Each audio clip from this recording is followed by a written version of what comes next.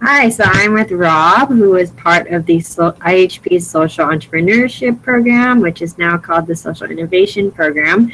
And we're just going to talk about his experiences. So, Rob, if you could kind of just give a mini introduction of yourself, where you go to school, your major. Yeah, so I go to Cornell University and I'm an applied economics major there. And Great. I did social entrepreneurship, now social innovation, this second semester of my junior year, so during the spring. Great. And so, what was the kind of the main reason that you chose this SIT program? I chose it partially because of the different locations that it was visiting. All three of the countries that we visited were places I'd never been before, and they were ones that I'd always wanted to visit. And I focused on IHP programs primarily because of the comparative aspect. And I chose the social entrepreneurship one because it matched the closest with my interests as a business, in terms of business and in terms of using some of the skills that I'd actually picked up in my classes in real world situations. And so, you talk about, you picked this partly because you've never been to these countries before, and the program does have a lot of traveling. Are there certain skills that you felt that you gained during the semester? Oh, for sure. In addition to just learning a lot about social entrepreneurship and the entire ecosystem of using capitalism, basically business processes and tools to create social change, which I learned an incredible amount about. I think I learned a lot about flexibility and a lot about how to do work effectively when things are changing every few weeks or every month. And I actually found out about myself that that's something I really wanted. So I'm now looking into job options that have more travel components and ones that do more work in places outside of the US. Very cool. And so, what was one of your favorite aspects of the program? I guess I think what I liked the best about it was the experiential learning parts of it. So actually not just learning things in a classroom and not just kind of touring around and visiting things, but combining the two. So being able to learn something during the morning and then like in the afternoon actually go out and see how that's being applied in real companies and real situations. And it's kind of something that I've never experienced anywhere else, is the combination of being able to learn things in a classroom setting and then immediately go out and actually see how that like works outside of like academic settings.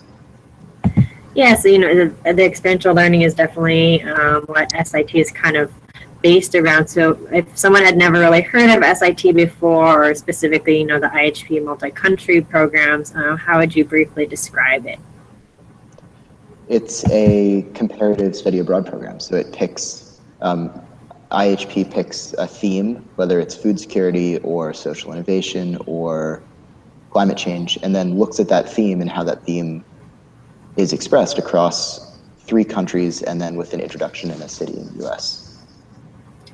And so could you kind of give a brief description of how, your final project went, or how assignments went, because you are moving countries every month? Yeah. So the assignments kind of bunch up a little bit. So most of them are due near the end of each country. So I happened to do them a little bit earlier during the week so that I had a little bit of free time near the end. But I know a lot of other people would enjoy the countries they were in and travel more during the first few weeks and then do more of their work towards the end. I never felt like it was a particularly crushing amount of work, especially if it's spread out. And I think the fact that all of the assignments are due before you leave whichever country you're in is actually really great, because it means that you're entering each country kind of with a blank slate academically. Mm-hmm. So then for the first week that you're in whichever place you're going to, you can really focus purely on getting used to the country, meeting your host family, exploring your neighborhood. And then as you get more and more comfortable, then you start to have more kind of academic work which is built on being familiar already with some of the basic aspects of living in that country. Cool. And so speaking of the homestay experience, could you touch on that a little bit? Yeah, I loved all my homestays. So in each country outside of the US, we have a homestay family. Um, in Uganda, it was me and one other guy with the family, and we had our own. We got lucky. We had our own space, kind of apart. They had like a guest house, kind of that we got to live in. And then in India, there was actually four of us all in the same house, which was incredible. And then in Brazil, it was just two again. And I think having the homestays was one of my favorite parts of the whole program, just because it's great to like get good food, and it kind of, when you're traveling and you're abroad, it rebuilds a little bit of like the family feeling to like have a home to go back to. Um, and yeah, I think most people on my program had pretty positive homestay experiences. I know there were a few kind of small issues there, but I think on average, everyone had a pretty great experience and ended up really bonding and enjoying living with their host families. And I know a bunch of people have actually stayed in touch with them afterwards and continued to communicate, which is good. Yeah, very cool. And so you brought up earlier that during the semester you kind of learned that you like, exploring these new places, and you like traveling, and you're kind of trying to incorporate, post graduation, looking for jobs that kind of have those elements. Are there any other ways that you've continued studying either social entrepreneurship, or how you're tying in your semester abroad in your school life, or what's up next? Yeah, so one thing is that I, over the summer, worked for an organization called The Impact, which works with wealthy families and family foundations to help them make more impact investments. So help them think of their investment portfolios as another tool to create social change, which was something that I probably never would have even considered looking into doing without this program. So was one immediate thing. And then this year, I'm looking into ways to combine my academic background in kind of finance and investing with some of the themes of social change and inclusion and kind of the idea of creating sustainable systems in the future. And I'm trying to combine those. Unfortunately, it's a little bit difficult to find programs that do that simply because it's so new. So, but the good thing about that is that because it's so new, there's really, if you found somewhere that works with this theme, you're usually one of the only people that's looking into that.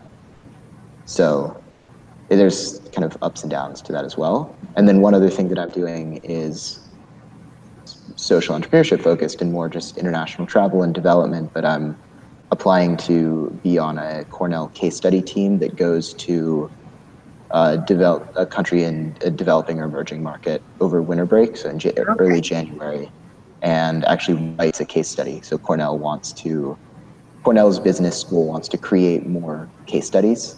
So they have this program where they send undergraduates and graduate students abroad for 2 weeks to work with some company or organization abroad and then write it up in a case study. So it's, in that sense, relatively similar to IHP, and something that I think I'm far more confident applying to and going into now that I know that like this is something that I've done for a while. Mm-hmm. Sounds like you got a lot of cool things planned. I hope so. We'll see. Yeah. So to wrap things up, is there anything else that you'd like to add to tell prospective students, or anything else about your experience? If I had any advice, it's just be open to new experiences. Some of the most incredible things that I did during the last semester were not just things that like I didn't think that I would be doing going in, but things that I didn't think I would be doing, that morning. Mm-hmm. So just there's so many things that are fun and enjoyable that you can be doing abroad that you simply have no idea exist. And just be open to having kind of spontaneous new experiences that are fun. And if you think that that's something that you enjoy and you say, wow, that sounds cool, I'd love to do that, probably a good program for you. That's some great advice, and I thank you again for joining me. This video would definitely be useful to prospective students. Happy to help.